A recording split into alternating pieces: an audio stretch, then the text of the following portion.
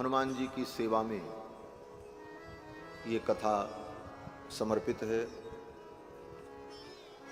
क्योंकि श्री हनुमान जी महाराज की सबसे बड़ी सेवा यही है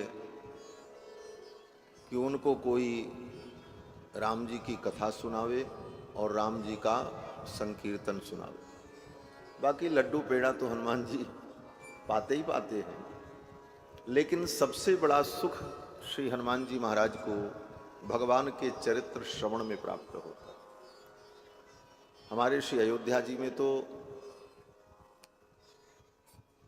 हनुमानगढ़ी में नित्य का नियम है कि सायंकाल हनुमान जी को रोज कथा सुनाई जाती है, और उसके लिए जो कथा व्यास लोग जाकर के अपनी वाणी को पवित्र करते हैं वो तो हैं ही,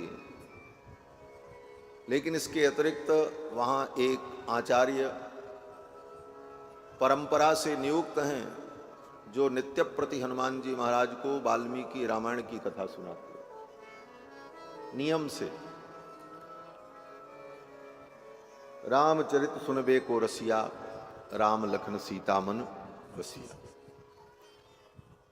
श्री हनुमान जी महाराज की सेवा में समर्पित ये कथा, और श्री हनुमान जी महाराज के ही कृपा से हम सभी लोग भी इस कथा का रसास्वादन कर रहे हैं। भगवान की जब विशेष कृपा होती है तो जीव को सत्संग का सौभाग्य प्राप्त होता है। सत्संग में आकर के विवेक की उत्पत्ति होती है। विवेक का मतलब ग्राह्य अग्राह्य, उचित अनुचित, सत असत के भेद को समझना, इसी का नाम विवेक है। इसीलिए विवेक की परिभाषा बताते हुए आचार्यों ने कहा नीर क्षीर विवेक। कहते हैं कि हंस जो एक पक्षी होता है, हंस के अंदर ये विशेषता होती है कि उसके सामने पात्र में दूध और पानी दोनों मिला करके रख दो तो वो अपनी चोंच डाल करके दूध पी लेता है, पानी पानी छोड़ देता है। अब कौन सी फिल्टर मशीन लगी है उसके अंदर वो तो भगवान जाने, ठाकुर जी जाने, लेकिन ऐसा सुना जाता है, ऐसी जनश्रुति है। और यत्र तत्र ग्रंथों में इसका वर्णन भी है कि हंस के अंदर क्षीर नीर विवेक होता है। दूध को अलग कर लेना, पानी को अलग कर लेना। उसी प्रकार इस संसार में गुण और दोष, सत और असत सब मिला हुआ है। जैसे दूध में पानी मिल जाए तो अलग करना बड़ा कठिन है, उसी प्रकार विधाता ने जब सृष्टि की तो गुण दोष सबको एक ही में मिला दिया। विधि प्रपंच गुण अवगुण साना।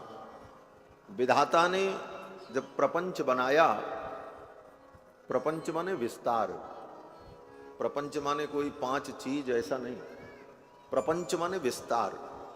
ये सृष्टि का जो विस्तार है, ये प्रपंच विधाता ने जब बनाया तो गुण दोष दोनों को मिला दिया। विधि प्रपंच गुण अवगुण साना। अब करना क्या है? कहते हैं संत हंस गुण गहहि पय परिहरि बारी विकार। संत वही है जो हंस के समान पानी को छोड़कर दूध को ग्रहण कर ले। उसी प्रकार हम आप इस संसार में विवेक के द्वारा क्या उचित है उसे ग्रहण कर ले, जो असार है उसे हम त्याग दें। लेकिन सार असार का ये भेद जानने का सामर्थ्य कैसे उत्पन्न हो?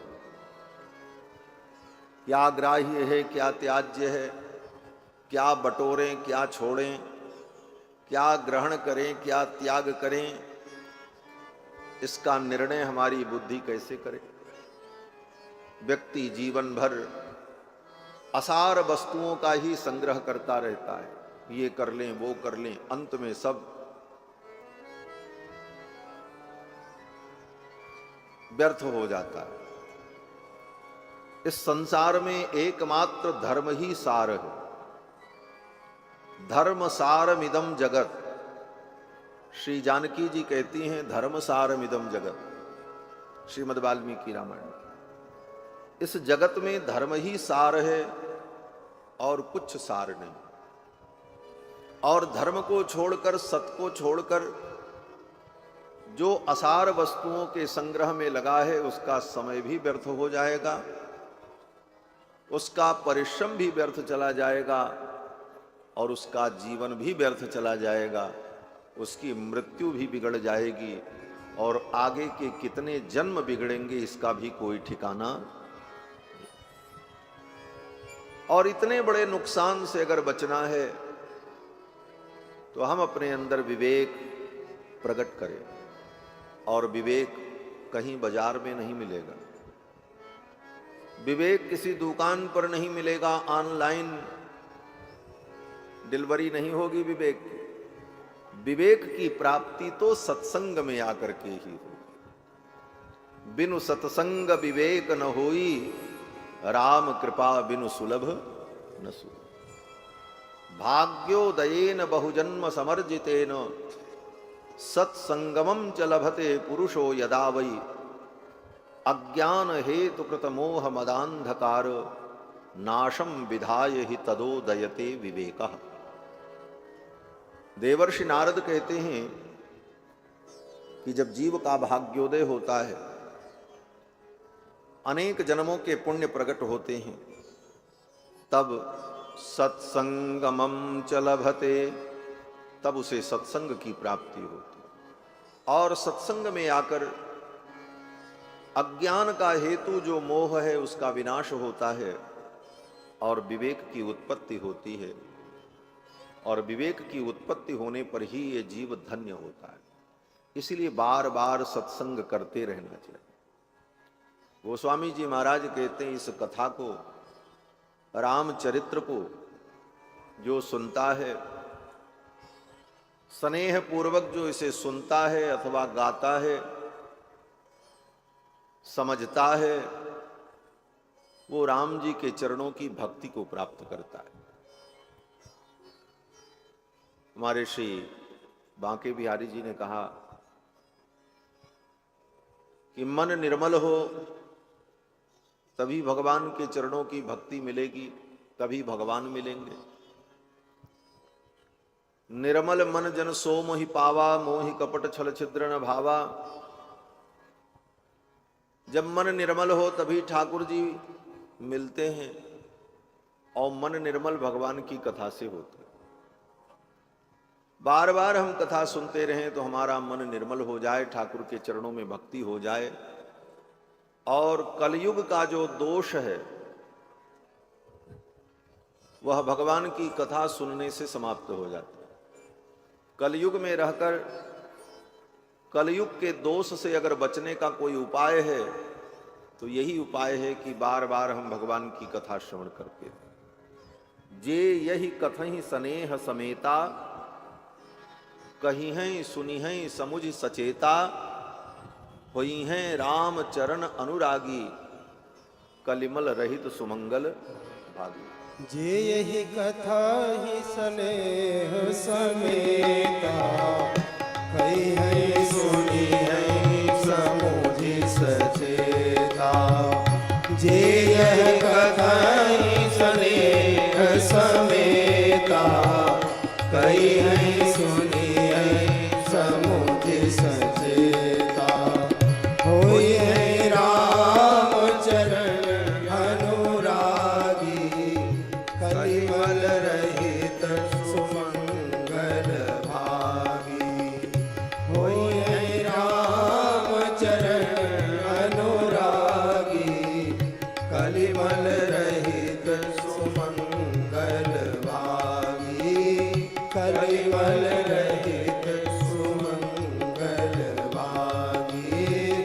कलिमल रहित सुमंगल भागी। भगवान की इस कथा को जो श्रवण करे वो कल के मल से रहित हो जाता है। भगवान की इस मंगलमयी कथा को बड़े बड़े ऋषि मुनियों ने गाया, अनुभव किया, और हम आप भी बड़भागी हैं कि हनुमान जी महाराज की पावन सन्निधि में श्री राम कथा का रसास्वादन कर रहे। कल के प्रसंग में आप सभी लोगों ने श्रवण किया कि भगवान श्री रघुनाथ जी मिथिला में पधारे। मिथिला में पधारे, ताड़का का वध किया, अहिल्या का उद्धार किया। अब आगे श्री जानकी जी भगवान का वरण करेंगे। ये भगवान की जो प्रथम यात्रा अयोध्या से हुई, एक संत कहते कि ये भगवान की जो यात्रा है ये महिला मंगल यात्रा है। इस यात्रा में भगवान ने महिलाओं का ही कल्याण किया, महिला मंगल यात्रा। ऐसे भी महिलाओं को प्राथमिकता देनी चाहिए, वरीयता देनी चाहिए। भगवान ने भी अपनी लीला में सर्वप्रथम महिलाओं के कल्याण का ही कार्य किया। ऋषि मुनियों का कल्याण और सारे कार्य भगवान बाद में किए। ये प्रथम भगवान की जो यात्रा अयोध्या से हुई, महिला मंगल यात्रा। क्यों? बोले महिला 3 प्रकार की होती हैं। महिला 3 प्रकार की होती हैं। एक महिला वो जिसका विवाह अभी नहीं हुआ, उसे कहते हैं अधवा। अधवा माने, धव माने पति, पति को धव कहा जाता है। धव माने पति। अधवा, अधवा माने जिनको अभी पति की प्राप्ति नहीं हुई, अविवाहिता है। तो अविवाहिता महिला जो है वो अधवा, और जिनको पति की प्राप्ति हो गई वो सधवा। सधवा। और प्रारब्धवशात पति की प्राप्ति के बाद पति से वियोग हो गया, पति की मृत्यु हो गई, तो वह स्त्री बोले विधवा। अधवा, सधवा और विधवा। 3 प्रकार की स्त्रियां, स्त्रियों के जीवन के ये 3 स्वरूप माने गए। इन तीनों प्रकार की स्त्रियों का भगवान ने इस यात्रा में कल्याण किया। ताड़का, उसका पति मर चुका था। भगवान ने ताड़का को परम गति प्रदान की, वैकुंठ प्रदान किया। इसके बाद सधवा, पति से युक्त अहिल्या थी लेकिन पति ने त्याग दिया था। ऐसी सधवा अहिल्या का भगवान ने उद्धार किया और उन्हें पति की प्राप्ति हो गई। और अब आगे अधवा, जिनको पति की प्राप्ति नहीं हुई है, ऐसी किशोरी जी को पति रूप में भगवान ही प्राप्त होंगे। ये अधवा का कल्याण है। ये भगवान की महिला मंगल यात्रा अयोध्या से प्रारंभ हुई। ठाकुर जी मिथिला में पहुंचे। जनक जी महाराज ने बड़ी सुंदर व्यवस्था की। सायंकाल भगवान श्री रघुनाथ जी के मन में नगर भ्रमण की इच्छा हुई, लेकिन संकोचवश गुरुदेव से निवेदन नहीं किया। लक्ष्मण जी के बहाने रघुनाथ जी ने विश्वामित्र जी से कहा, गुरुदेव अगर आपकी अनुमति मिल जाए तो मैं लक्ष्मण को नगर घुमा ले आऊं। नाथ लखनपुर देखन चाहि। नाथ लखनपुर देखन चाहि। नाथ लखनपुर देखन चाहि।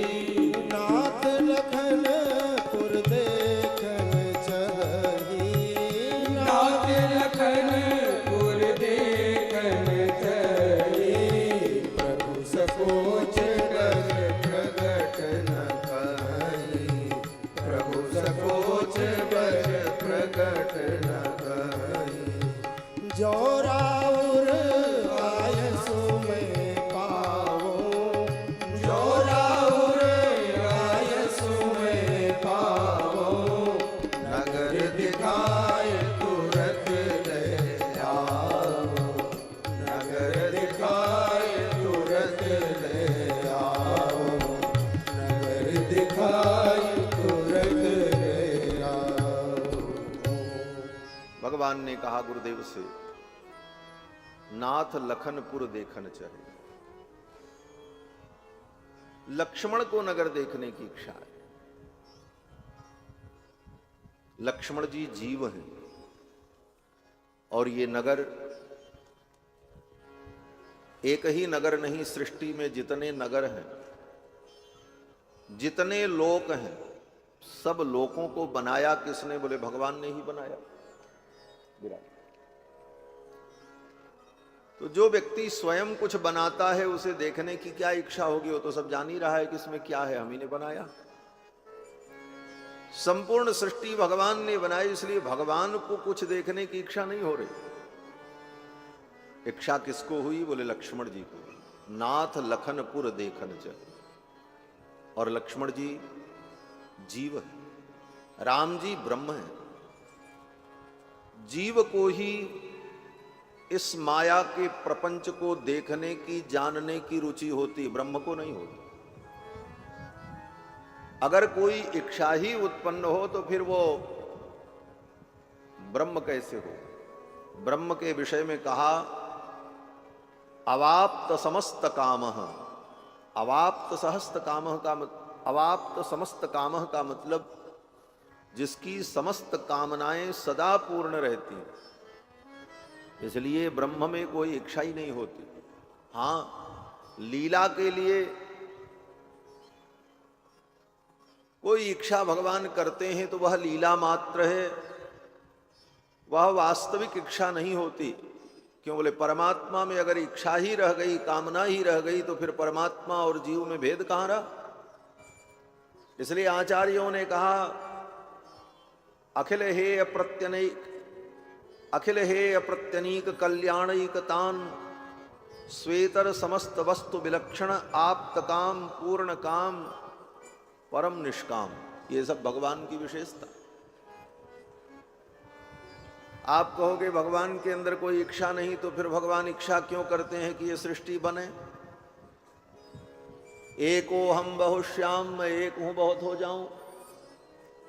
बहु भवन का संकल्प भगवान क्यों करते हैं? तो इसका उत्तर दिया वेदांत में, लोकवत्तु लीला कैवल्यम।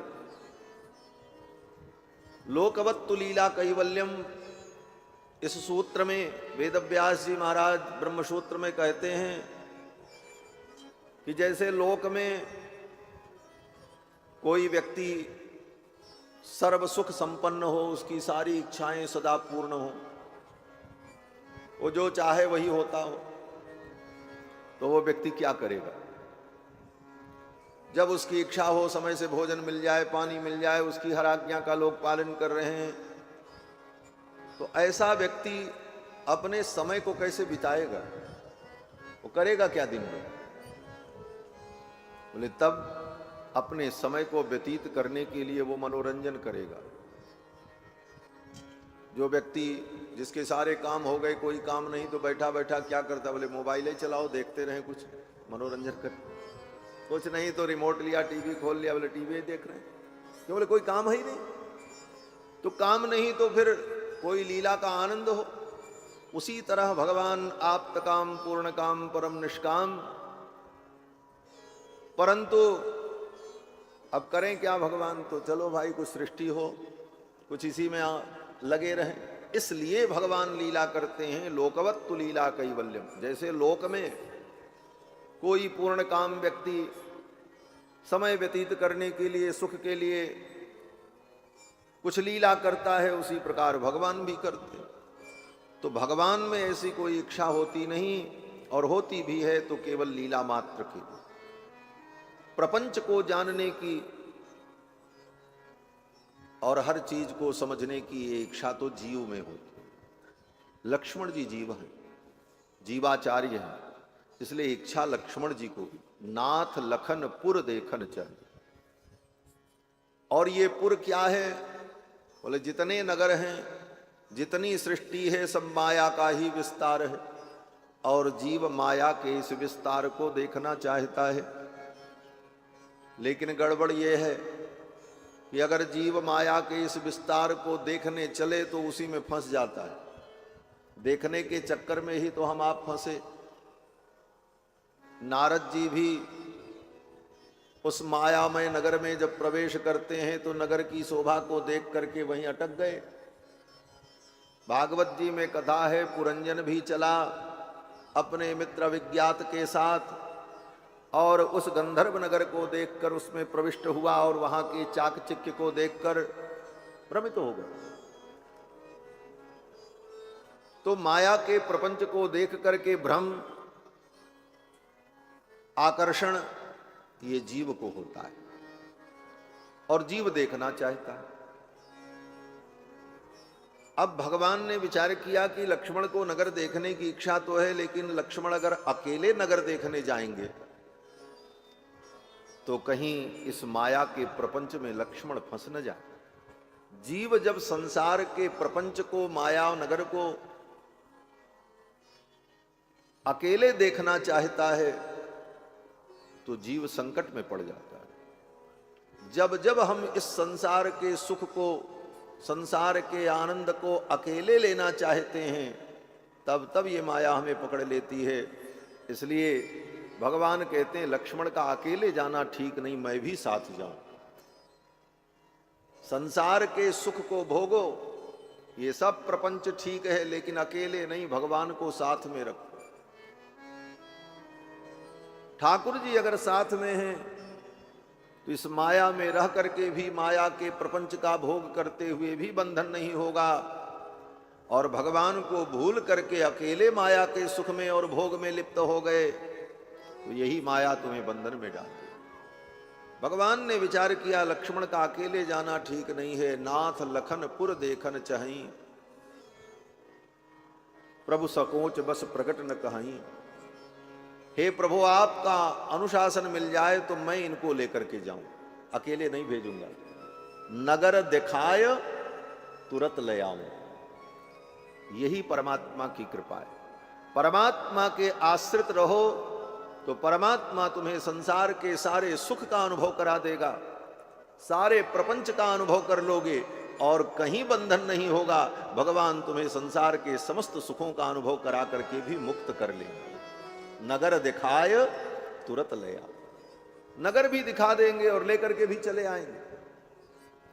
इसीलिए महात्मा लोग, महात्मा भी दुनिया घूमते हैं। हमारे स्वामी जी कहा करते थे महात्मा भी सब जगह जाते हैं, दिल्ली, बंबई, बड़े बड़े शहरों में, बड़े बड़े लोगों के बीच में, बड़े बड़े घरों में, बड़े बड़े चाकचिक्य युक्त वातावरण में, परंतु अकेले नहीं जाते। अपने ठाकुर जी को, अपने शालग्राम भगवान को, अपने बटुआ को साथ में लिए ठाकुर को लिए लिए घूमते हैं। भगवान को लिए लिए घूमा, इसलिए दुनिया घूम करके वो चला आया, कहीं नहीं फंसा, कहीं बंधन नहीं हुआ। इसलिए अपने ठाकुर को अपने साथ रखो तो ठाकुर जी तुम्हें दुनिया का भी आनंद दिला देंगे और कहीं कोई बंधन नहीं होगा। नगर दिखाए तुरंत ले आओ। रघुनाथ जी लक्ष्मण जी को लेकर के नगर भ्रमण के लिए चले। जब चले तो विश्वामित्र जी ने एक बड़ी सुंदर बात कही। विश्वामित्र जी ने कहा, राम, लक्ष्मण को नगर दिखाना, आप भी नगर देखना, लेकिन इसके साथ साथ अपना दर्शन देकर के नगरवासियों को कृतार्थ करना। जाई देखी आवहु नगर, सुख निधान दो भाई, और करहु सुफल सबके नयन, सुंदर बदन दिखाई। नगर देखने का आनंद तब है कि जब नगर को हम देखें और नगर के लोग हमें देखें, तब नगर घूमने का आनंद है। जिस गली से गुजर जाएं लोग कहें अरे वो जा रहे हैं, तभी तो नगर घूमने का आनंद है। तो विश्वामित्र जी ने कहा कि नगर तो देखो, लेकिन नगरवासियों को अपना दर्शन देकर के उन्हें भी कृतार्थ करना। जाई देखी आवहु नगर, सुख निधान दो भाई, करहु सुफल सबके नयन, सुंदर बदन दिखाई। भगवान श्री राम कुमार लक्ष्मण चल पड़े और मिथिला की गली में जब निकले घूमने के लिए, देखो नगर घूमने की इनकी आदत पुरानी है। त्रेता युग में ही आदत पड़ गई, नए नगर में गए, मिथिला में तो मिथिला घूमने गए। और यही ठाकुर जी जब वृंदावन में कन्हैया कृष्ण बन करके प्रकट भये और बाबा नंद बाबा के साथ मथुरा आए, तो वहां भी नए नगर में घूमने की इच्छा भई। भागवत जी में कथा है, कन्हैया ने नंद बाबा से कहा, वहां भी एक बाबा थे नंद बाबा, यहां विश्वामित्र बाबा, और कहा बाबा आपकी अनुमति हो तो सखाओं को लेकर के मैं जाऊं और नगर घूमाऊं। नंद बाबा ने कहा ठीक है बेटा जाना, लेकिन बड़ी शांति से, जगह जगह पर कंस के सिपाही सैनिक हैं, सावधानी पूर्वक, कहीं किसी प्रकार की कोई अशांति न हो, और नगर घुमाना। तो कृष्णावतार में भी भगवान नगर भ्रमण करने के लिए गए, नगरवासियों को सुख देने के लिए। यहां भी भगवान नगरवासियों को आनंद देने के लिए जब निकले, तो मिथिला में चारों तरफ हल्ला मच गया। क्या हल्ला मच गया? बोले विश्वामित्र जी के साथ जो दो कुमार आए हैं वो नगर भ्रमण के लिए निकले हैं। किस गली में किधर से गुजरेंगे, अब तो सभी लोग उत्साह में आनंदित हो गए। और वहां की जो बधूटियां थीं, जो स्त्रियां थीं, अपने अपने प्रासाद पर पुष्प लेकर खड़ी हो गईं। रघुनाथ जी इस रास्ते जाएंगे तो मैं उनका दर्शन करूंगी। रघुनाथ जी लक्ष्मण जी को लेकर के जब चले तो मिथिला के जो बालक थे वो सब भी साथ में हो लिए। अब रघुनाथ जी जब मिथिला की गलियों में घूम रहे हैं तो लोग दौड़ पड़े ये सुनकर, धाये धाम काम सब त्यागी, मनोह रंक निधि लूटन। धाये धाम काम सब त्यागी, धाये धाम काम सब त्यागी, मनोह रंक निधि लूटन लागी, मनोह रंक निधि लूटन लागी। निरखि सहज सुंदर दो भाई, निरखि सहज सुंदर दो भाई, होई सुखी लोचन फल पाई, होई सुखी लोचन फल पाई, होई सुखी लोचन फल पाई। सब दौड़ पड़े, धाये धाम काम सब त्यागी। राम जी का दर्शन करने के लिए मिथिलावासियों ने दो चीजों का त्याग किया, दौड़ पड़े। क्या छोड़कर? गोस्वामी जी कहते हैं धाये धाम काम सब त्यागी। धाम और काम, धाम छोड़ा और काम छोड़ा, तब राम मिले, तब राम जी का दर्शन। ये सूत्र है सर। जीवन में जब तक धाम और काम की आसक्ति बनी रहेगी तब तक राम के चरणों की भक्ति नहीं होगी। आसक्ति टूटे तभी भक्ति हो। भक्ति भी एक प्रकार की आसक्ति ही है। संसार में हो तो वो आसक्ति है, भगवान में हो तो वही भक्ति है। संसार में हो तो आसक्ति और भगवान में हो तो भक्ति है। एक ही चीज, चाबी वही है। जैसे जिस चाबी से ताला खुलता है उसी चाबी से ताला बंद भी होता है। ऐसा नहीं होता कि बंद करने की चाबी अलग हो, खोलने की अलग हो। अब ऐसा कोई ताला बन गया हो तो हम नहीं जानते, लेकिन आज तक जो हम लोगों ने सुना और देखा, जिस चाबी से ताला बंद होता है उसी से खुलता भी। अंतर क्या है? बोले अंतर यही है कि इधर की तरफ चाबी को घुमा दो तो ताला बंद, और उसी चाबी को इधर घुमा दो तो ताला खुल गया। ये मन की जो आसक्ति है, ये संसार की तरफ घूम जाए तो बंधन, और संसार के तरफ से उल्टा घूम करके भगवान की ओर ये आसक्ति हो जाए तो यही मुक्ति, ताला खुल गया। कोई दूसरी चाबी नहीं, चाबी वही, घुमाने का अंतर है। इसीलिए गोस्वामी जी ने कहा, जग से रहो 36 होए राम चरण 6 3। जग से रहो 36 होए, 36 में 3 और 6 दोनों उल्टे रहते हैं, दोनों की पीठ सटी रहती है। संसार से के तरफ तो पीठ कर लो, और भगवान के तरफ बोले मुख कर लो। राम चरण 6 3, जैसे 6 और 3 का मुख आमने सामने होता है, 63 का मुख आमने सामने।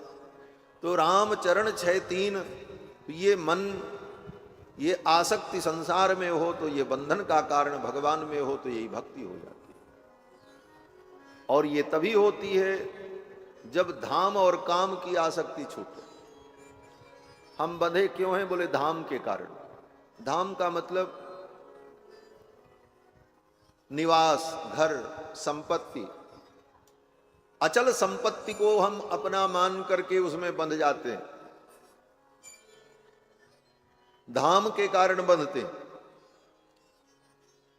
और आप अनुभव करो तो रोज अनुभव कर सकते हो। कितने लोग ऐसे हैं, मन करता है अयोध्या वृंदावन जाएं, लेकिन घर छोड़ के जाएं कैसे? घर पर कोई है ही नहीं, घर कौन संभालेगा? ताला लग जाएगा। बोले धाम ने तुमको बांध रखा, अब धाम छूटे तब न जाओ भगवान के पास। और काम, बोले काम की भी यही स्थिति।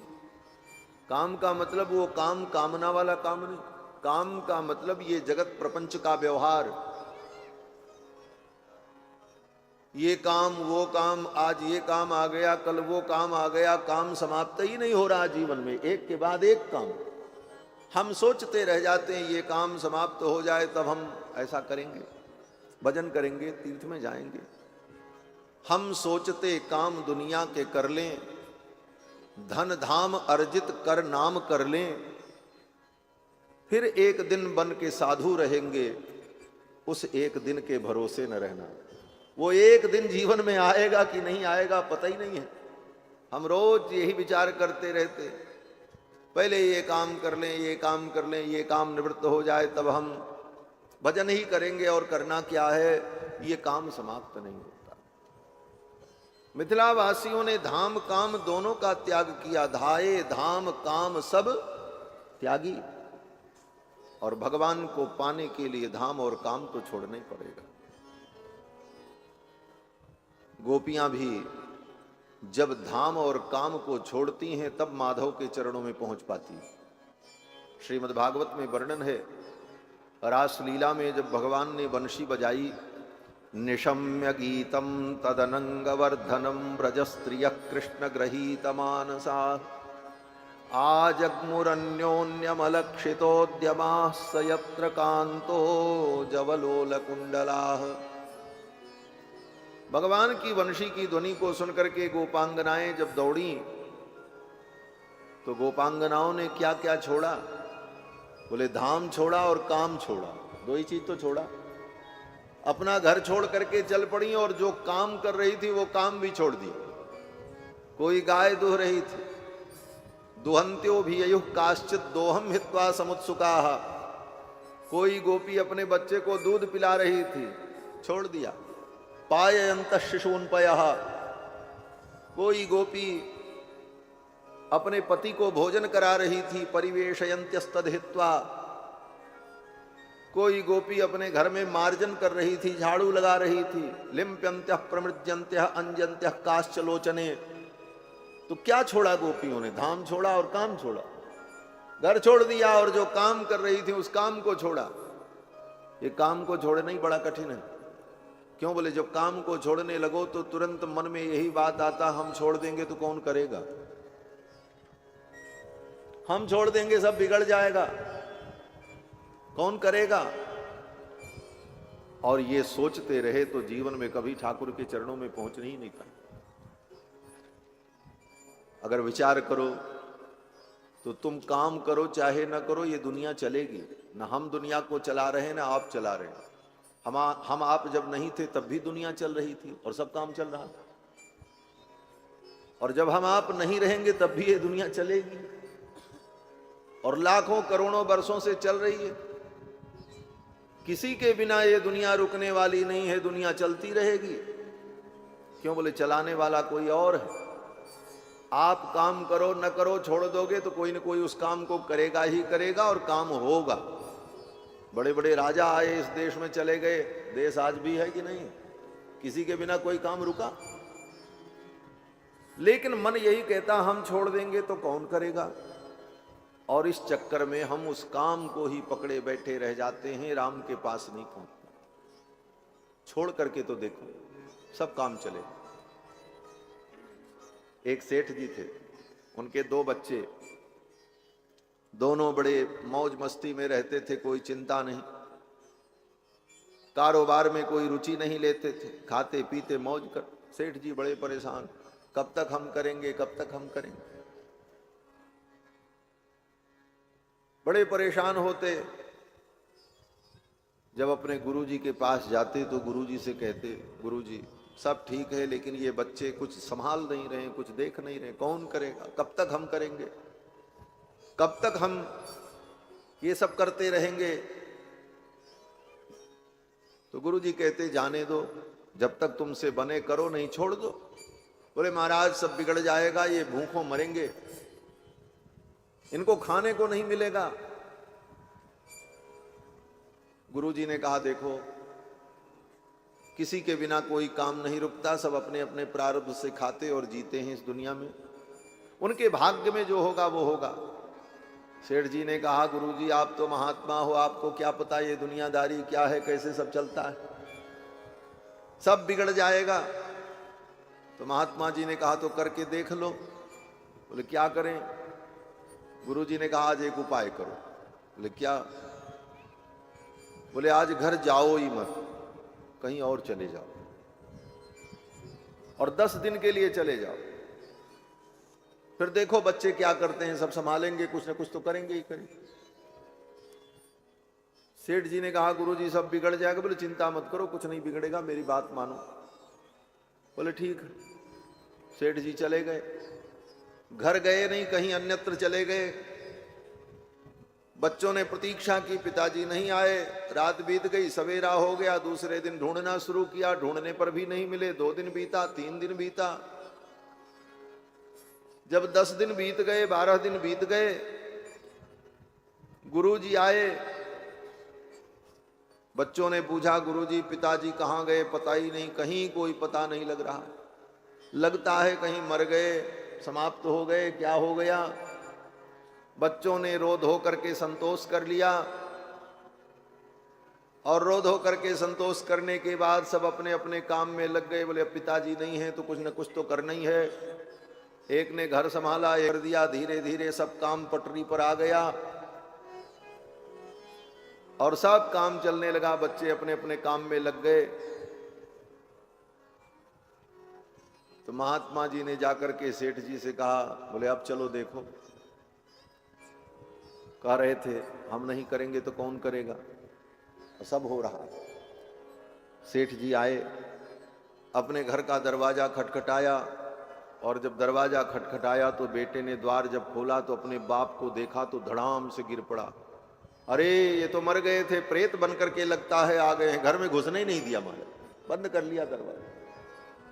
बोले तो मर गए थे, इनका तो पता ही नहीं था, ये प्रेत बन करके आ गए, घर में घुसने नहीं दिया और बंद कर लिया दरवाजा। सेठ जी लौट करके गुरुजी के पास आए, बोले वो तो हमको घर में नहीं घुसने दे रहा। बोले तुम कह रहे थे ना कि मेरे बिना काम नहीं चले, और तुम्हारी जरूरत ही नहीं है संसार में, अब उनको तुम्हारी कोई आवश्यकता भी नहीं है। यही संसार, किसी के बिना कोई काम नहीं रुकता, और हम यही सोचते रहते हैं। हम सोचते काम दुनिया के कर ले, धन धाम अर्जित कर नाम कर लें, फिर एक दिन बन के साधु रहेंगे, उस एक दिन के भरोसे न रहना। तो बंधुओं, मिथिला वासियों ने धाम और काम दोनों का त्याग किया। धाये धाम काम सब त्यागी, मनोह रंक निधि लूटन लागी। मिथिलावासी राम जी के सौंदर्य माधुरी का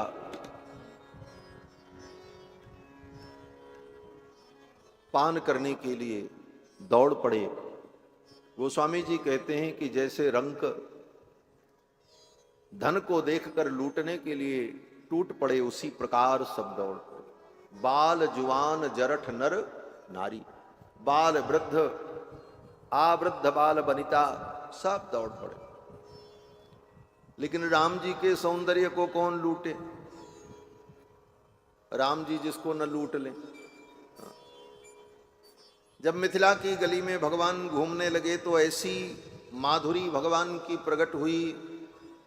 क्या शान चाल अलबेली है, गजलाज रहे मस्ते मस्ते, जिन देखा तिनके चित्त रतन अनमोल बिके सस्ते सस्ते।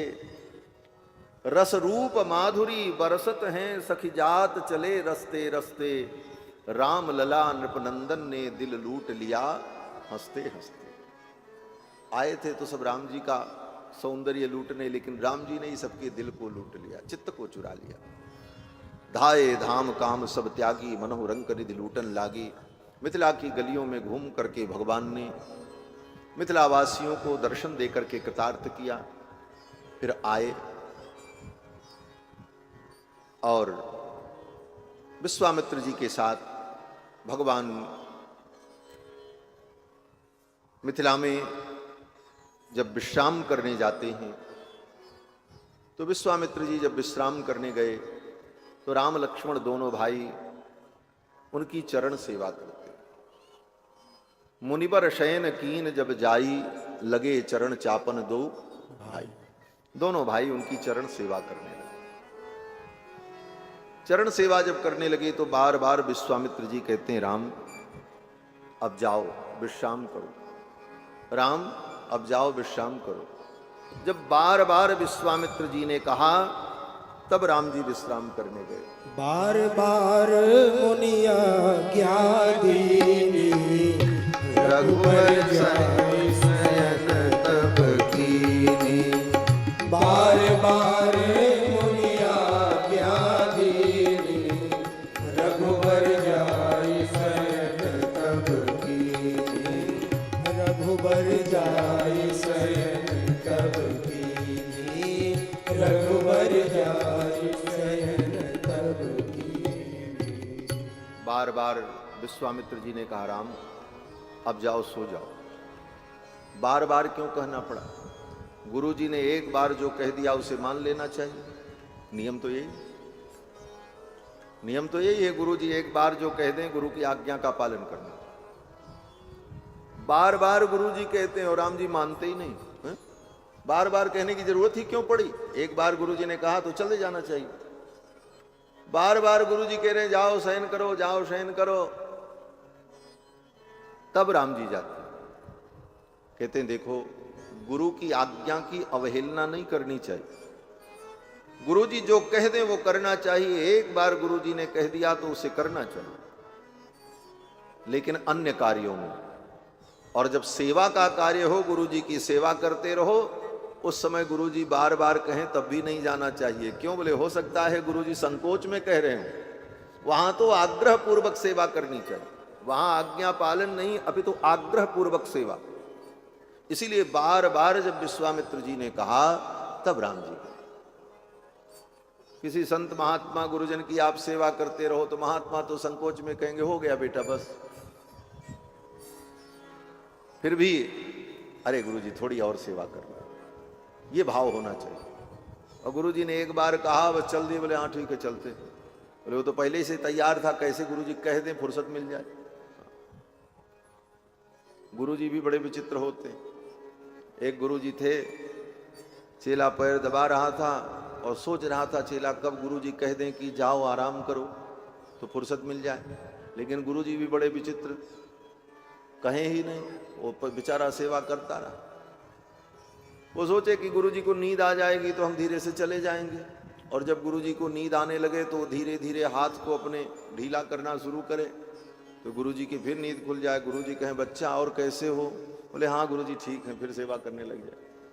फिर गुरु जी थोड़ी देर तक बातें करें, बेटा तुम कई भाई हो? बोले 4 भाई। अच्छा सबसे बड़े तुम हो? बोले नहीं, हम तो तीसरे नंबर के हैं। यही सब बातें करते करते और फिर जब नींद आने लग जाए तो चेला सोचे अब फुर्सत मिल जाएगी, अब तो चले जाएंगे। तब तक गुरुजी फिर बोल पड़े, बच्चा कहे भाई हो? तो चेला बेचारा परेशान हो गया। चेले ने झल्ला करके कहा, गुरुजी हम 3 भाई हैं। बोले अभी तो कुछ देर पहले 4 बताए थे, अब 3 बता रहे हो? बोले गुरुजी ऐसे ही रात भर पैर दबाएंगे तो हम तो अब रहेंगे नहीं दुनिया में, तो हमको तो नहीं ही समझो, 3 ही समझो। हाँ। इतनी आप सेवा करवाओगे फिर तो हमारा तो जीवन ही समाप्त हो जाएगा, फिर तो 3 ही समझो। गुरुजी ने कहा जाओ बच्चा आराम करो। गुरुजी ने कह दिया तो फुर्सत मिल गई। लेकिन यहां राम जी तो आज्ञाकारी शिष्य हैं, बार बार गुरुदेव कहते हैं। तब राम जी शयन के लिए जाते हैं, और जब राम जी शयन करने गए तो लक्ष्मण जी चरण दबाने लगे। चापत चरण लखन उरलाए, चापत चरण लखन उरलाए, सबय सप्रेम मनों सचु पाए, सबय सप्रेम मनों सचु पाए, सबय सप्रेम मनों सचु पाए। राम जी जब शयन करने गए तो लक्ष्मण जी चरण दबाने लगे। अब लक्ष्मण जी सेवा कर रहे हैं। अब ये नहीं कि लक्ष्मण जी ऐसा सोचें कि वहां गुरु जी की सेवा करके आए, अब चले हम भी आराम करें, थक गए। बोले नहीं, राम जी ज्येष्ठ भ्राता हैं, उनकी सेवा करना। अब लक्ष्मण जी उनकी सेवा में लग गए। अब यहां राम जी भी बार बार कहते हैं लक्ष्मण से जाओ शयन करो, उन्हीं शब्दों का प्रयोग, पुनि पुनि प्रभु कह सोवहूं ताता। पुनि पुनि बार बार राम जी कहते हैं लक्ष्मण जाओ, अब सो जाओ, अब सो जाओ। बार बार जब राम जी ने कहा तब लक्ष्मण जी गए शयन करने। सबसे पहले विश्वामित्र जी ने शयन किया, फिर राम जी ने शयन किया, और सबसे अंत में लक्ष्मण जी ने शयन किया। और सबसे पहले सो करके कौन उठा? बोले सबसे पहले लक्ष्मण जी उठे। सबसे बाद में सोए और सबसे पहले उठे। इसीलिए सेवक का धर्म है, जब स्वामी शयन कर लें तब सेवक को शयन करना चाहिए, और स्वामी के उठने से पहले सेवक को उठ जाना चाहिए, तभी तो आप सेवा कर पाए। और ये बहाना कि बोले रात के 2 बजे तक जगे थे तो कैसे नींद खुलती, बोले ये सब बहाना बेकार की बात है। सेवक का ये धर्म है कि स्वामी चाहे रात के 2 बजे सोए, उनके सोने के बाद तुम शयन करो, और वो जय बजे उठे उनसे पहले उठ करके तुम अपने कृत्य से निवृत्त हो जाओ, तब सेवा का धर्म निर्वाह होता है। इसीलिए कहा सेवा धर्मो परम गहनो योगी नाम अप्यगम्य। सबसे सेवक धर्म कठोरा, सेवक धर्म सबसे कठोर धर्म। लक्ष्मण जी महाराज सबसे पहले जब उठे लखन सुनी विगत निशि, अरुण शिखा धुनि कान, और गुरु ते पहिले जगतपति जागे राम सुजान। सकल सोच करी जाई नहाए, और नित्य निवाहि गुरु ही सिरु। सेवक का ये धर्म है। स्वामी सो करके उठे तब सेवक नहाने जाए, और नहाने के बाद आकर करके वो अपने नित्य नियम तिलक चंदन माला झोरी में फंसा है तो वो सेवा क्या करेगा? बोले अपने सारे नित्य कर्मों का भी त्याग मत करो, लेकिन गुरु के सेवा के पहले अपने नित्य कर्म से निवृत्त हो जाओ, जिससे सेवा के लिए तैयार हो। नित्य कर्म का लोप भी न हो और सेवा भी न बाधित हो। ये राम जी से सीखना चाहिए। गुरुते पहले जगतपति जागे राम सुजान, सकल सोच करी जाई नहाए नित्य निवाही गुरु ही सिरुना। अपने नित्य कृत्य से निवृत्त होकर गुरु जी के चरणों में आकर के प्रणाम किया। बोले गुरुदेव क्या आज्ञा? गुरुदेव ने कहा राम, पूजा का समय है, पुष्प और तुलसी की आवश्यकता है, जाओ पुष्प और तुलसी लेकर के आओ। भगवान श्री राम पुष्प वाटिका में तुलसी और पुष्प लेने के लिए राम लक्ष्मण दोनों भाई जाते हैं जनक जी के बगीचे में। लेन प्रसून चले दो भाई समय जानी गुरु आय सुपाई, समय जानी गुरु आय सुपाई। लेन प्रसून चले दो भाई, लेन प्रसून चले दो भाई। समय जानी गुरु आय सुपाई, समय जानी गुरु आय सुपाई। बगीचे में पुष्प लेने गए और उसी समय श्री जानकी जी गौरी पूजन करने के लिए वहीं बगीचे में गौरी मंदिर में अपनी सखियों के साथ आती हैं।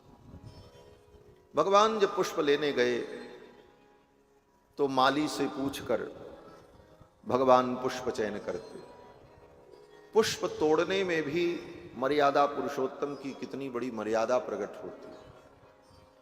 जनक जी के अतिथि हैं और विश्वामित्र जी के साथ आए हैं,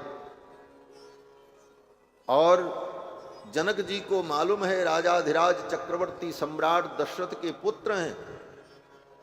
दशरथ जी का साम्राज्य संपूर्ण धरती पर है। इक्ष्वाकुणाम इयं भूमि सशैल वन कानना, संपूर्ण भूमि इक्ष्वाकु वंश की है। राम जी ने यही कह करके बाली को दंड दिया था। बाली को जब दंड दिया तो बाली ने कहा आपने हमको दंड क्यों दिया? बहुत सारे कारण भगवान ने बताए। बाली ने कहा ठीक है, वो सब कारण हम स्वीकार करते हैं, मैं अपराधी हूं, लेकिन दंड देने का अधिकार आपको कहां? आपके राज्य में अगर मैं अपराध करता तो आप दंड देने के अधिकारी थे। ये किष्किंधा मेरा राज्य है, मेरे राज्य में आप दंड दे? एक दूसरे राजा के राज्य में दूसरा राजा कैसे दंड दे सकता है? ये मेरा राज्य है। तब राम जी ने कहा बाली तुम क्या समझते हो? ये किष्किंधा का राज्य तुम्हारा है। तुम एक क्षत्रप हो, एक क्षेत्रीय राजा हो, लेकिन संपूर्ण धरती के राजा इस समय भरत हैं, मेरे अनुज। इक्ष्वाकुणाम इयं भूमि सशैल वन कानना, पर्वत, जंगल, समुद्र के सहित संपूर्ण धरती इक्ष्वाकु वंश की है, और इक्ष्वाकु वंश के राजा संपूर्ण धरती के स्वामी होते हैं। और मेरे इक्ष्वाकु कुल के नाथ तमेवम इक्ष्वाकुनाथस्य भरतस्य कथाम कुरु। जो इक्ष्वाकु कुल के नाथ भरत हैं वो इस समय पृथ्वी का शासन कर रहे हैं और मैं उनका प्रतिनिधि हूं, इसलिए मेरा अधिकार है, मैं संपूर्ण धरती पर किसी भी अपराधी को दंड देने के लिए अधिकृत हूं, इसलिए मैं तुमको दंड। बाली चुप हो गए।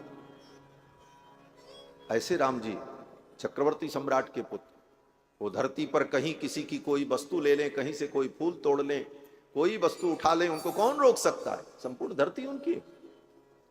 लेकिन इसके बाद भी राम जी ने कितनी मर्यादा का पालन किया कि माली से पूछते, पूछ मालीगण,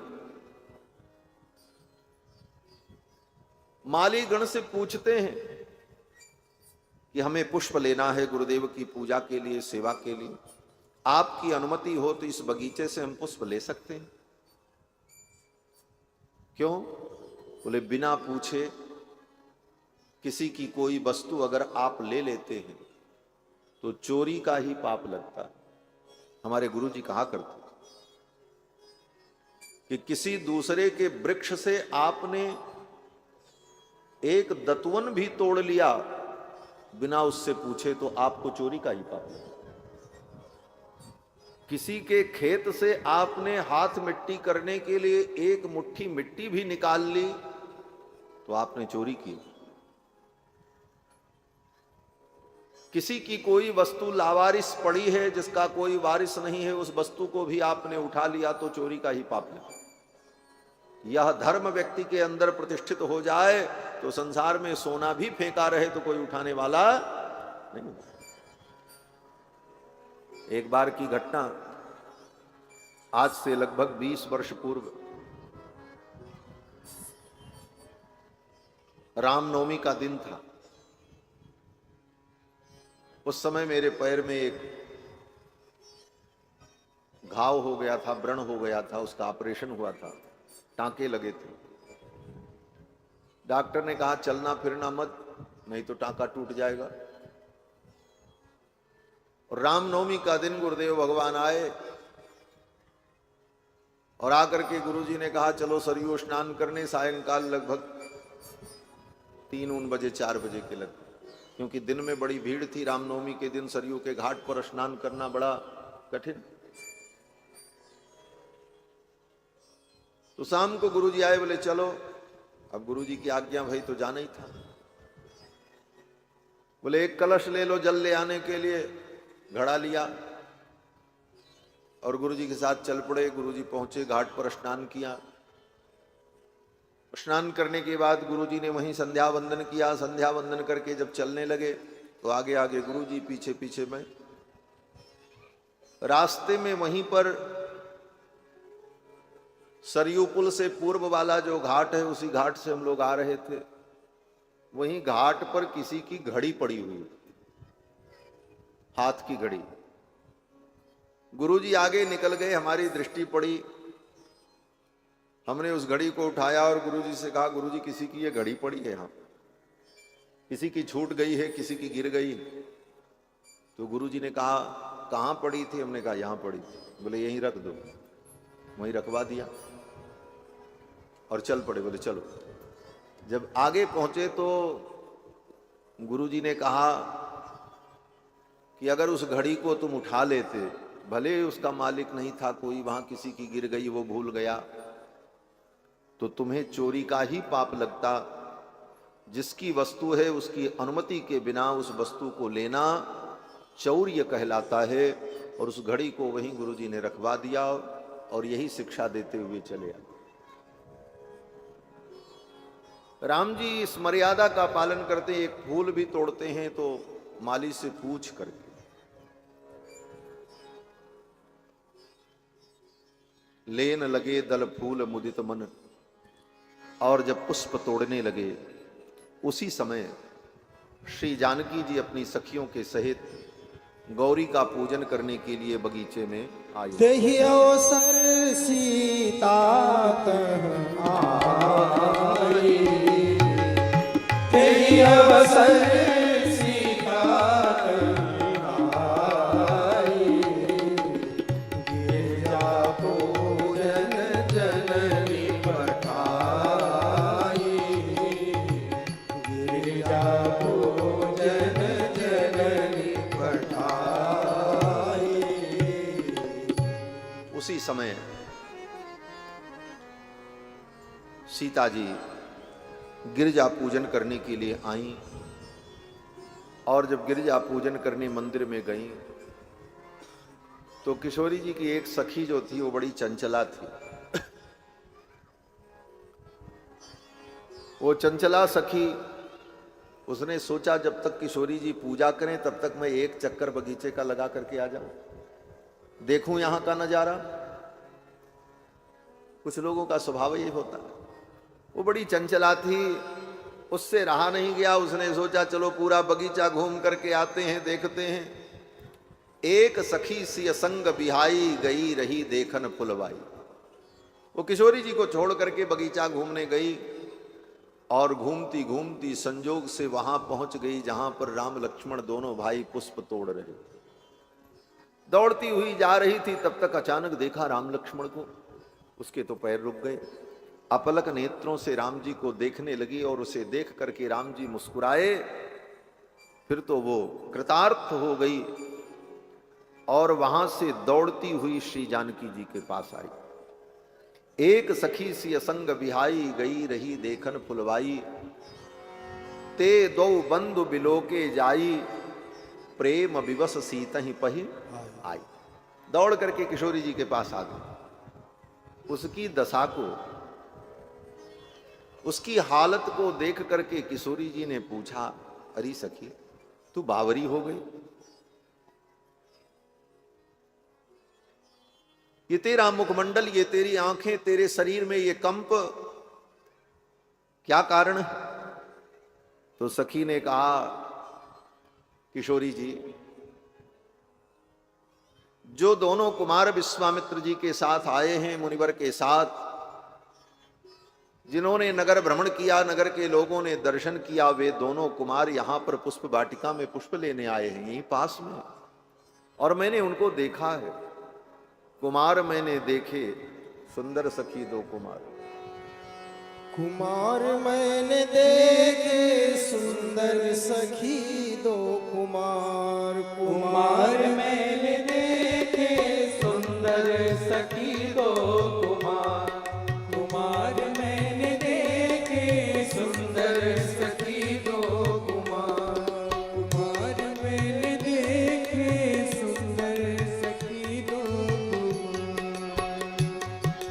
हाथों में फूलों का दोना भी सोए, हाथों में फूलों का दोना भी सोए, हाथों में फूलों का दोना भी सोए, हाथों में फूलों का दोना भी सोए। सुंदर गले सोहे हार। कुमार मैंने देखे, सुंदर सखी दो कुमार। कुमार मैंने देखे, सुंदर सखी दो कुमार।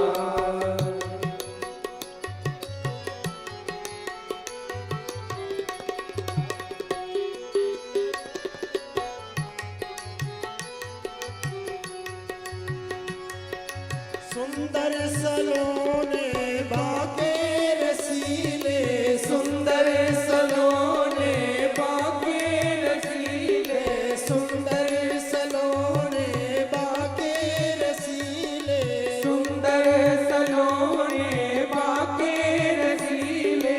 मोहलिए नरना। कुमार मैंने देखे, सुंदर सखी दो कुमार।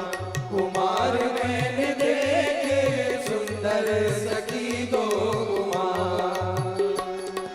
मुनियों का यज्ञ इन्होंने रचाया, मुनियों का यज्ञ इन्होंने रचाया, मुनियों का यज्ञ इन्होंने रचाया, मुनियों का यज्ञ इन्होंने रचाया। दोनों की सुनते पुकार। कुमार मैंने देखे, सुंदर सखी दो कुमार। कुमार मैंने देखे, सुंदर सखी दो कुमार।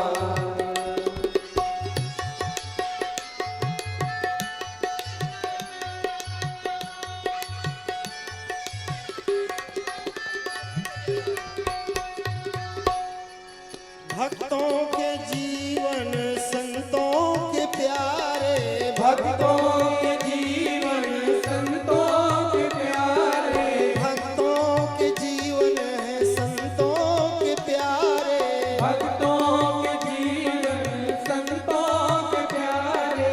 सबके हैं प्राण आधार। कुमार मैंने देखे, सुंदर सखी दो कुमार। कुमार मैंने देखे। के स्वरूप को किशोरी जी ने अपने हृदय में विराजमान कर लिया और अपनी पलकों को बंद कर लिया। लोचन मग राम ही उर आनी, और दीन ही पलक कपाट सयानी। बड़ी सयानी है किशोरी जी। किशोरी जी सोचती हैं, इनकी स्वरूप की झांकी हृदय में आ गई, अब ये पलक के कपाट को मैं बंद कर लूं, नहीं तो ये झांकी कहीं निकल न जाए। लोचन मग राम ही उर आनी, दीन ही पलक कपाट सयानी। सखियों ने सोचा कि लगता है किशोरी जी गौरी जी का ध्यान कर रहे हैं। सखियों ने कहा, किशोरी जी गौरी का ध्यान बाद में कर लेना, अभी तो इनका दर्शन कर लो। बड़ी सुंदर रसमयी झांकी पुष्प वाटिका की। यह प्रसंग महर्षि वाल्मीकि ने वर्णन नहीं किया, इसीलिए वाल्मीकि महर्षि जब गोस्वामी तुलसीदास जी के रूप में प्रकट हुए, तब उन्होंने मानस रामायण में इस प्रसंग को, रसमय प्रसंग को उद्भावित किया। किशोरी जी भगवान का दर्शन करके वहां से आती हैं, उस सखी की दशा को देखकर और अन्य सखियों की दशा को देख करके किशोरी जी समझ गई ये ठाकुर के चितचोरन छवि का परिणाम है। सखी ने तो यहां तक कहा कि मैं तो ठाकुर जी से अपनी आंखों को लड़ा करके आ गई, लड़ाई आई री मैं तो राघोजू से नैना, घरवारी कहो या गंवारी कहो, ही अबिच रूप बसाए आई री मैं तो राघोजू से नैना। लड़ाई आई री मैं तो राघोजू से नैना, लड़ाई आई री मैं तो राघोजू से नैना, लड़ाई आई री मैं तो राघोजू से नैना, लड़ाई आई री मैं तो राघोजू से नैना।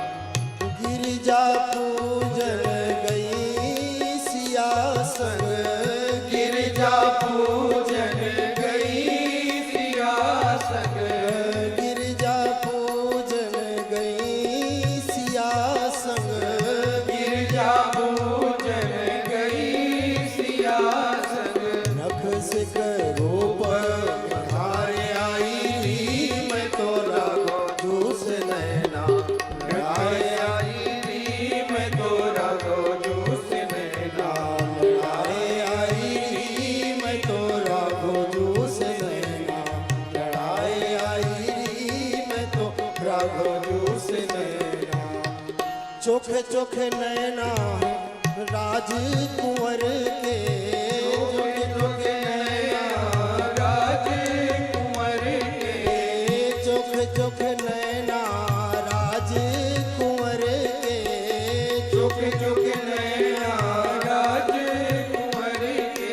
कजरारी रेख समाए आई री मैं तो राघोजू से नैना, कजरारी रेख समाए आई री मैं तो राघोजू से नैना, लड़ाई आई री मैं तो राघोजू से नैना, लड़ाई आई री मैं तो राघोजू से नैना। घरवारी हो या गंवारी कहो, घरवारी कहो या गंवारी कहो, घरवारी कहो या गंवारी कहो, घरवारी कहो या गंवारी कहो।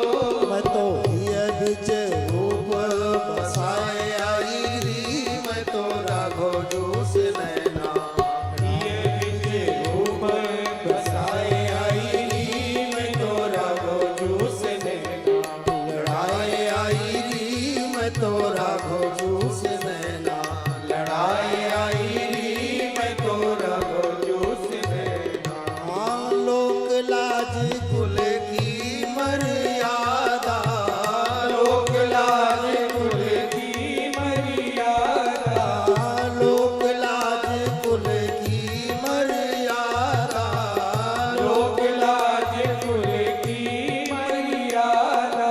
कमला में धोए बहाए आई री मैं तो राघोजू से नैना, कमला में धोए बहाए आई री मैं तो राघोजू से नैना, लड़ाई आई री मैं तो राघोजू से नैना, लड़ाई आई री मैं तो राघोजू से नैना।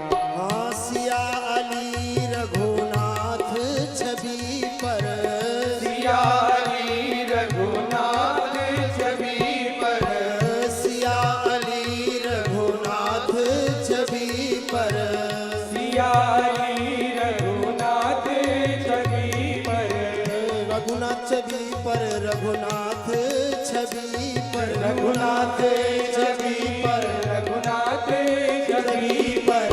बिन दाम मोल बिकाए आई री मैं तो राघोजू से नैना, बिन दाम मोल बिकाए आई री मैं तो राघोजू से नैना, लड़ाई आई री मैं तो राघोजू से नैना, लड़ाई आई री मैं तो राघोजू से नैना। किशोरी जी की सखी कहती है कि बिन दाम मोल बिकाए आई रे, मैंने तो अपने आप को इन पर न्यौछावर कर दिया, इनसे मैंने आंखें मिला ली। ये मिथिला का भाव है। हमारे मिथिला के संत कहते हैं कि किशोरी जी के दुल्हा से अगर आंखें लड़ गईं तो समझ लो संसार से बंधन की मुक्ति है। सिय दुल्हे से नयन जब जूटी, सिय दुल्हे से नयन जब जूटी, लोक लाज कुल की मर्यादा ताग तड़ा तड़ टूटी। सिय दुल्हे से नयन जब जूटी। श्री अग्रदास जी महाराज कहते हैं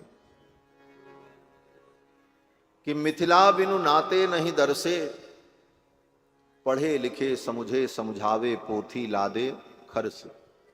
कितना भी पढ़ो, जैसे गधे के पीठ पर पोथी लाद दी जाए तो उसको तो यही लगता है एक कुंटल लदा हुआ है, उसमें क्या लिखा हुआ है ये थोड़ी उसको समझ में आता। उसी प्रकार बहुत पोथी पढ़ ले लेकिन मिथिला रस को नहीं समझा तो राम भक्ति की उपासना में वो रस उसे प्राप्त नहीं हो सकता। मिथिला बिनु नाते नहीं दरसे, पढ़े लिखे समझे समझावे पोथी लादे खरस। किशोरी जी ने भगवान का दर्शन किया और भगवान की उस छवि को अपने हृदय में रख करके किशोरी जी अपनी सखियों के साथ फिर लौट करके मंदिर में आई और मंदिर में आकर के गौरी को प्रणाम किया। और गौरी जी को जब प्रणाम किया तो गौरी जी पार्वती जी किशोरी जी को आशीर्वाद देते। क्या आशीर्वाद दिया? बोले खसी माल मूरति मुस्कानी। खसी माल मूरति मुस्कानी। मूर्ति अगर बोलने लग जाए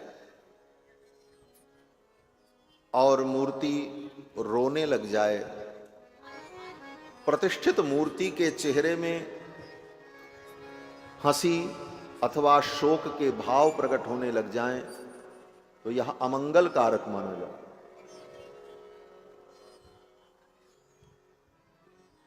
इसलिए खसी माल मूरत, जो मूर्ति थी उसमें जो माला थी वो माला किशोरी जी के आंचल में गिर गई और किशोरी जी ने इसी को गौरी का आशीर्वाद समझा और किशोरी जी मुस्कुराने लगी। क्या आशीर्वाद? बोले मन जाई राच्यों मिले ही सोबर सहज सुंदर सांवर। मन जाहि राच्यों मिलहि सोबर सहज सुंदर सांवरो। मन जाहि राच्यों मिलहि सोबर सहज सुंदर सांवरो। करुणा निधान सुजान शील स्नेह जानत रावरो। करुणा निधान सुजान शील स्नेह जानत रावरो। यही भांति गौरी असीस सुनि सिय सहित हिया हरसियली। यही भांति गौरी असीस सुन सिय सहित हिया हरसियली। तुलसी भवानी पूज पुनि पुनि मोदित मन मंदिर चली। तुलसी भवानी पूज पुनि पुनि मोदित मन मंदिर चली। हाँ मोदित मन मंदिर चली। हाँ मोदित मन मंदिर चली। किशोरी जी को गौरी जी का आशीर्वाद मिल गया। मन जाई राच्यों मिले ही सोबर। कन्या को आशीर्वाद मिल गया। अब वर को आशीर्वाद मिलना बाकी है, वर वधू दोनों को आशीर्वाद मिले तभी तो ये मंगल परिणय होगा। राम लक्ष्मण दोनों भाई पुष्प लेकर के आए और गुरुदेव विश्वामित्र जी को जब दिया तो विश्वामित्र जी भी बड़े प्रसन्न हुए और पूजा करके उन्होंने आशीर्वाद दिया राम जी को। दोनों भाइयों को आशीर्वाद दिया। क्या आशीर्वाद दिया?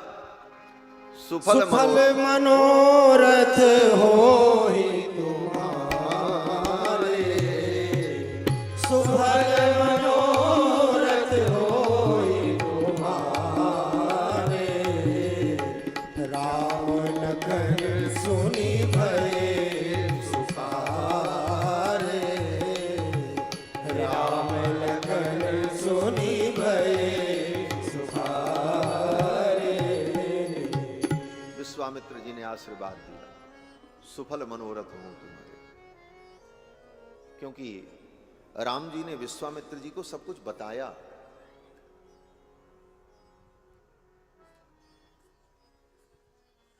ये राम जी का ऋजु स्वभाव है, ये ऋजुता नाम का गुण है। यहां पर ऋजुता एक भगवान का विशेष गुण है। ऋजुता का मतलब सरलता। ऋजु, ऋजु माने सीधा, और ऋजु गुण जिसके अंदर हो उसको, उस गुण का नाम है ऋजुता। उसी को कहते हैं आर्जव। आर्जव नाम का गुण, मार्दव आर्जव। मृदुता का गुण हो उसे कहते हैं मार्दव, और ऋजुता हो तो उसको कहते हैं आर्जव। मार्दव आर्जव सौहार्द साम्य कारुण्य माधुर्य गांभीर्य चातुर्य स्थैर्य धैर्य शौर्य पराक्रम सत्य काम सत्य संकल्प कृतित्व कृतज्ञता, ये सब भगवान के दिव्य गुण हैं। उन गुणों में आर्जव, आर्जव माने सरलता। राम जी कितने सरल हैं। श्रीमद् वाल्मीकि रामायण में इसका एक उदाहरण मिलेगा शूर्पणखा के प्रसंग में। शूर्पणखा आई तो शूर्पणखा ने जो कुछ कहा सब बनावटी कहा। वेश भी बनावटी था। रुचिर रूप धरी प्रभु पहीं आई। यद्यप उसका रूप बड़ा भयानक था, लेकिन डेंटिंग पेंटिंग करके आई, सज धज करके। ये बनावट किया। उसके बाद बनावटी प्रेम का प्रदर्शन किया। अपनी सही उम्र का परिचय भी नहीं दिया। अपने जीवन के विषय की सही जानकारी भी राम जी को नहीं दी। शूर्पणखा ने कहा हमारा आज तक ब्याह ही नहीं हुआ, क्योंकि हमारे अनुरूप कोई वर नहीं मिला। तुमको देख करके मेरा कुछ मन तैयार हुआ है, और मुझे लगता है तोसम पुरुष न मौसम नारी यह संजोग विधि रचा विचारी। शूर्पणखा ने सब कुछ भगवान से छिपाया, कपट किया, और राम जी सब जान रहे हैं। यद्यपि ये नियम है कि सठे साठ्यम समाचरेत, जो सठता करे, जो छल करे, उसके साथ छल ही करना चाहिए। नीति तो यही कहती है, और राम जी नीतिज्ञ हैं। नीति प्रीति परमार्थ स्वार्थ को न राम समझान जथारथ। लेकिन इतना सब कुछ होने के बाद भी राम जी ने उस शूर्पणखा से कोई छल नहीं किया। शूर्पणखा ने पूछा आपका परिचय, तो राम जी ने अपना सब सही सही परिचय दिया। हम दशरथ जी के पुत्र हैं, मेरा नाम राम है, ये मेरी पत्नी सीता है, ये मेरे अनुज लक्ष्मण हैं। पिता की आज्ञा का पालन करने के लिए हम वन में आए हैं। सब कुछ। वहां पर वाल्मीकि जी इस शब्द का प्रयोग करते हैं, ऋजु बुद्धितया सर्वम आख्यातुम उपचक्रमे। ऋजु बुद्धितया, राम जी की बुद्धि ऋजु है, अत्यंत सरल। ऋजु बुद्धितया सर्वम आख्यातुम उपचक्रमे। और उसी ऋजुता गुण का एक उदाहरण यहां पर, जब पुष्प लेकर के आए तो विश्वामित्र जी ने पूछा भी नहीं, लेकिन राम जी ने सब कुछ बता दिया। इतने सरल हैं राम जी, इतने ऋजु हैं। गुरु जी से सब कुछ बता दिया। गुरु जी आज हमने बगीचा में जनक राज तनया को देखा। यद्यपि ऐसी बातें संकोच में अपने से बड़ों से व्यक्ति नहीं कह सकता, लेकिन राम जी इतने सरल सब बता दिया। अरे जनक राज तनया जिनके लिए ये यज्ञ हो रहा है उनको मैंने देखा, उनकी मूर्त बड़ी मनोहर है, उनके चरणारविंद में जो नूपुर थे वे नूपुर झंकृत हो रहे थे। ऐसा वर्णन किया भाव से विश्वामित्र जी मन ही मन मुस्कुरा रहे थे। राम तुम्हारी सरलता पर तो मैं अपने आप को न्यौछावर करूं। वहां पर गोस्वामी जी ने बड़ी सुंदर चौपाई लिखी, राम कहा सब कौशिक पाही। राम कहा सब कौशिक पाई, राम कहा सब कौशिक पाई। सरल स्वभाव छुअत छलनाई, सरल स्वभाव छुअत छलनाई।